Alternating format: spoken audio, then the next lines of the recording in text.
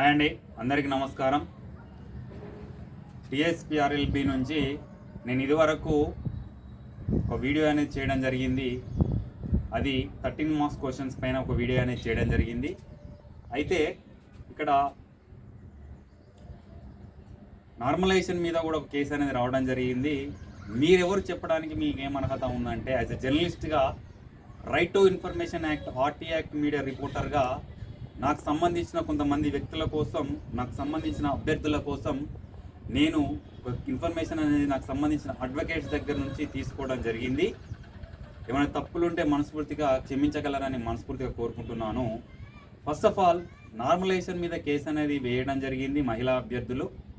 అసలు నార్మలైజేషన్ అంటే ఏంటిది, నార్మలైజేషన్ అనేది ఎందుకు చేస్తారో, అసలు నార్మలైజేషన్ మీద ఎవరికి లాభం ఉన్నది, ఎవరికి నష్టం ఉన్నది, నార్మలైజేషన్ అనేది చేయాల్సిన అవసరం ఉందా, ఒకప్పుడు నార్మలైజేషన్ అనేది ఎందుకు వచ్చింది, అసలు నార్మలైజేషన్ ప్రాసెస్ అనేది ఎట్లా స్టార్ట్ అయింది, అది 2015 నోటిఫికేషన్ కానించి 2018 నోటిఫికేషన్ కానించి 2018 నోటిఫికేషన్ వరకు ఏ విధంగా వచ్చింది అనేది నేను క్లియర్గా ఎక్స్ప్లెయిన్ చేస్తా. అరే బాబు, నువ్వు ఏం చెప్తున్నావురా బాయ్ అంటే, ఈ లింకప్ వీటితోనే నార్మలైజేషన్ అనేది బయటికి వస్తుంది. నాకు తెలిసిన అడ్వకేట్స్ దగ్గర నుంచి ఇన్ఫర్మేషన్ అనేది తెలుసుకోవడం జరిగింది. ఇకపోతే వాట్ ఈజ్ నార్మలైజేషన్ అంటే, స్టాఫ్ సెలక్షన్ కమిషన్ని ఎస్ఎస్సి జీడీ కానివ్వండి, సీజీఎల్ కానివ్వండి, ఇంకా తదితర ఎంటీఎస్ ఎగ్జామ్స్ కానివ్వండి, లక్షల మంది అప్లై చేస్తారు కావచ్చు ఇండియా వైజ్. కాబట్టి వారికి షిఫ్ట్ వైజ్ ఎగ్జామ్ ఉంటుంది. ఒక 30 రోజులు అనేది కండక్ట్ చేస్తారు. డైలీ 2 షిఫ్ట్స్ 3 షిఫ్ట్స్ అనే ఎగ్జామ్ అనేది కండక్ట్ చేస్తారు. ఫర్ సపోజ్ ఇవాళ ఎగ్జామ్ ఈజీగా వచ్చిన వారికి రేపు రాకపోవచ్చు, ఎల్లుండి రావచ్చు, మళ్ళీ తర్వాత వారికి మీడియం రావచ్చు. మరి ఇవాళ ఈజీగా జాబ్ ఎగ్జామ్ వచ్చిన వాళ్ళు ఈజీగా ఎగ్జామ్ రాసి జాబ్ గెయిన్ చేసినట్టయితే, మరి నెక్స్ట్ డే టఫ్ వచ్చిన వానికి ఇబ్బందే కదా. అంటే ఇక్కడ అన్ఈవన్ ప్రాసెస్గా ఉంది. కాబట్టి వాళ్ళందరినీ నార్మల్గా ఒక తాటిపైకి తేవడానికి చేసే ప్రయత్నమే నార్మలైజేషన్. దీన్నే నార్మలైజేషన్గా పరిగణింపబడుతుంది. నార్మలైజేషన్ వల్ల అయితే దానిలో సెంట్రల్ వైజ్గా చూసుకుంటే కనుక నువ్వు ఎక్కువ అటెన్షన్ అనేది చేస్తే కనుక క్వశ్చన్స్ అవన్నీ రైట్గా ఉంటే నీకు స్కోర్ అనేది ఎక్కువగా ఉంటుంది. అదొక ప్రాసెస్, అది సెంట్రల్ జాబ్కు. ఇకపోతే స్టేట్స్ జాబ్కి వచ్చేసి మనకు టీఎస్పీఆర్ఎల్బి వాళ్ళు 2015లో ఒక నోటిఫికేషన్ అనేది ఇంప్లిమెంట్ చేయడం జరిగింది. అందులో ఇది నార్మలైజేషన్కి ఎగ్జాంపుల్గా తీసుకోవడం జరుగుతుంది. క్లియర్గా వినండి. అందులో గర్ల్స్కి 10% రిజర్వేషను, బాయ్స్కు 90% రిజర్వేషన్ అనేది కేటాయించడం జరిగింది. తర్వాత 2018 నోటిఫికేషన్లో 30%, 33% గర్ల్స్కి రిజర్వేషన్ ఉన్నప్పటికీ వారికి ఈవెంట్స్ మార్క్స్ చూసుకుంటే గనక 3 ఈవెంట్స్కి గాను, ఒకటి లాంగ్ జంప్, రన్నింగ్, షార్ట్ పుట్కు 25 మార్కుల చొప్పున టోటల్గా 75 మార్కులు అనేది కేటాయించడం జరిగింది. ఇకపోతే బాయ్స్కి చూసుకుంటే కనుక long jump, high jump, shot put, 100 metres, 800 metres each event carry 15 marks చూసుకొని 5 ఈవెంట్లకు గాను 75 మార్కులు అనేవి కేటాయించడం జరిగింది.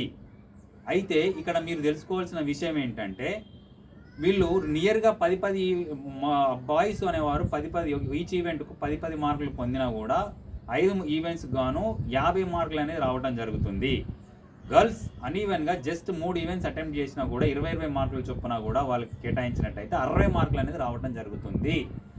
ఇక్కడ వాళ్ళు 5 ఈవెంట్స్ చేసినప్పటికీ 50 మార్కులు, ఇక్కడ వాళ్ళు 3 ఈవెంట్స్ చేసినా కూడా 60 మార్కులు అనేది రావడం జరిగింది.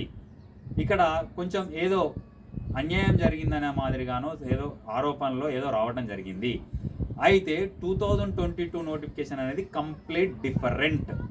ఇక్కడ అమ్మాయిలకు 800 మీటర్స్ 5 నిమిషాల 30 సెకండ్లలో కేటాయిస్తే, అబ్బాయికి 1600 మీటర్స్ ఎన్ని నిమిషాలలో అండి, 7 నిమిషాల 15 సెకండ్లలో వారికి కేటాయించడం జరిగింది. ఇక్కడ సైంటిఫిక్గా మగవారికి ఎంత కేపబిలిటీ ఉండాలో అంతవరకు కేటాయించడం జరిగింది.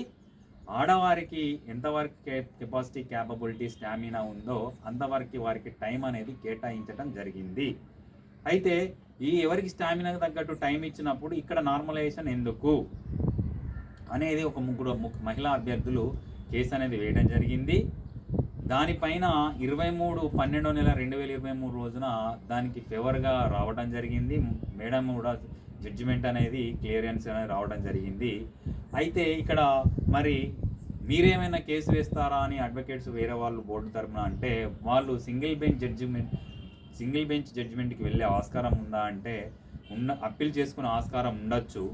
కానీ మీరు ఇంప్లిమెంట్ చేసేదాన్ని మీరేం చేయొచ్చు అంటే, ఆ ఇంప్లిమెంట్ చేసిన దాన్ని ఏదైతే ఉందో చేయకపోతే కాంటెంప్ట్ చేయడానికి మన అడ్వకేట్స్కు అభ్యర్థుల ద్వారా అర్హత అనేది ఉన్నదని ఇక్కడ క్లియర్గా చెప్పడం జరుగుతుంది.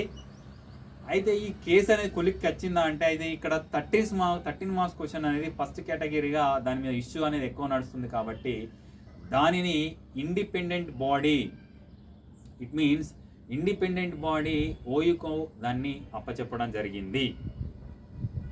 వాళ్ళు మరి ఇండిపెండెంట్ బాడీ ఓయూకి ఎందుకు అప్పచెప్పారంటే, ఇక్కడ ఏమవుతుందంటే జేఎన్టీ వాళ్ళే పేపర్ తయారు చేసి మా వాళ్ళు తప్పులు లేవని వారు అంటారని ఒక ప్రతిపాదన తీసుకొని ఓయూ ఇండిపెండెంట్ బాడీ ఓయూకి అప్పచెప్పినప్పుడు ఓయూ ప్రొఫెసర్లు అది షీల్డ్ కవర్లో వాళ్ళు అమ్ముడు పోతారంటే తప్పది. వాళ్ళు షీల్డ్ కవర్లో ఆ ప్రతిపాదన అనేది న్యాయస్థానానికి పంపివ్వడం జరుగుతుంది. ఏదేమైనా జనవరి 28 లోపు మనకు ఏదైనా ఒక డిసిషన్ వచ్చే ఆస్కారం ఉంది. దయచేసి అభ్యర్థులారా, మీరు ప్రజావాణిలో కూడా దీని గురించి ఇవ్వడం జరిగింది. ఇంకొక కేసు ట్రాన్స్పోర్టేషన్ మీద కూడా అభ్యర్థుల మీద కూడా నడవడం జరుగుతుంది. దయచేసి అభ్యర్థులారా, మీరు ఎటువంటి కేసులకు కానీ దేనికి కానీ వెళ్లకుండా మీ బంగారు భవిష్యత్తును వేస్ట్ చేసుకోవద్దని మనస్ఫూర్తిగా కోరుకుంటూ, అకార్డింగ్ టు యాక్ట్ 2005 ప్రకారం నేను ఇన్ఫర్మేషన్ అనేది గ్యాదర్ చేయడం జరిగింది. ఏమైనా తప్పులు ఉంటే పెద్ద మనసుతో నన్ను అంగీకరిస్తారని మనస్ఫూర్తిగా కోరుకుంటూ, మీ ఏఎస్వి టాక్స్ అండ్ ఎంటర్టైన్మెంట్ను సబ్స్క్రైబ్ చేసుకొని నన్ను ఆదరిస్తున్న మీ అందరికీ మనస్ఫూర్తిగా ధన్యవాదాలు.